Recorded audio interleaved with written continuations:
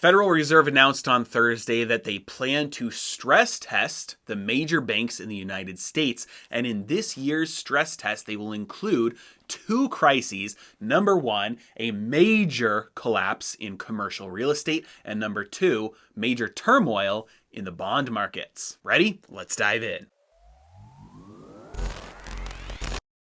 Every single year, the Federal Reserve stress tests the major banks in the United States to make sure that if some big crisis were to happen unexpectedly, that the banks would be able to handle it, take care of it, and not fall over. Now, number one, this is mostly a joke because we all know that no matter what kind of crisis hits the United States, if it knocks over a major bank, somebody's going to step in to push it back up and make sure it doesn't fall over, right? Every single crisis we've seen recently, that's what the Fed does. It bails out the banks. They're not going to let major banks fall over, the plumbing of the financial system. Not after they did the bailout of everybody in 2020. Intervention only increases exponentially. It never goes the other way. Now, the second reason that these are most of the time a joke is because the stress tests really aren't that severe.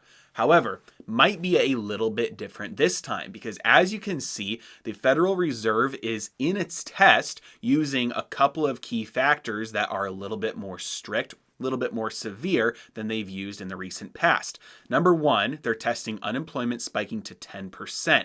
Now, that's actually less than what they tested last year, but right now they'd be starting from a much lower unemployment base, and so the percentage move in unemployment is larger. Not sure if that really matters or not, but it is what it is. Second, commercial real estate prices over 2 years, they are pricing in a fall of 40%. That's a massive collapse in commercial real estate, and 2-year time frame, not the worst thing in the world considering how slow real estate is, but commercial real estate falling 40% could be a big deal for banks. Now, I wasn't able to find any exact details about this, but the most interesting part of this to me is pricing in severe turmoil in the bond markets, which makes sense to me. It makes sense that you would be anticipating if we have another crisis that a major crisis could emerge from the debt markets. We've got the most over-leveraged global economy in world history. The national debt is at all-time highs. State and city debt is at all-time highs.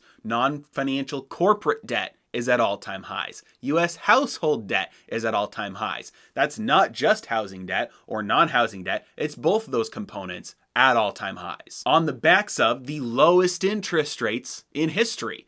Right at a time when we're starting to anticipate the Federal Reserve raising Fed funds rate, other interest rates across the curve are going up in anticipation of that. It's very likely that we see some issues in the bond markets with income drying up as the money supply growth plummets, as the Federal Reserve pulls back on its easy monetary policy, makes it harder to get your hands on new money, makes it harder to service debt, especially as debt costs go up. It makes it harder to roll that debt over, makes it more expensive. We could very easily see issues crop up somewhere in the debt markets, somewhere around the world. In this stress test, the Federal Reserve will be examining the 34 largest banks in the United States. And these banks have a vested interest in making sure that it looks like they could withstand a crisis like this because the results of the individual banks determines how they can issue dividends and how much they can buy back their stock and what their capital requirements are through the year. Now, the fact that we know a bailout would be coming makes me very comfortable with the fact that it seems like these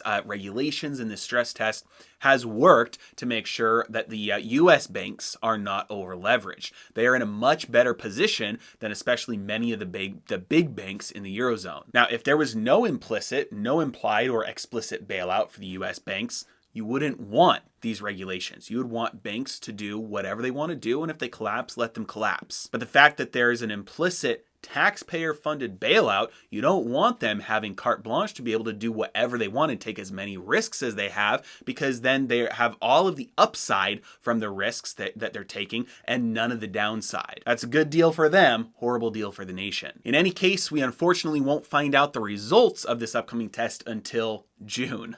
That's right, they don't release these test results until months later. But in my mind, it's good news that at the very least, it looks like they're taking these tests maybe a little bit more seriously and testing a little bit more severe of a crisis on the banks, considering the state, especially in debt markets that our world is in today. And finally, I'll be speaking at an event in Dallas on March 5th. The VIP tickets just got sold out here, so there's only regular tickets available for now. I would love to see you there. If you can join, I've got the sign up link in the description below. As always, I really appreciate you guys. Thanks so much for watching. Have a great day.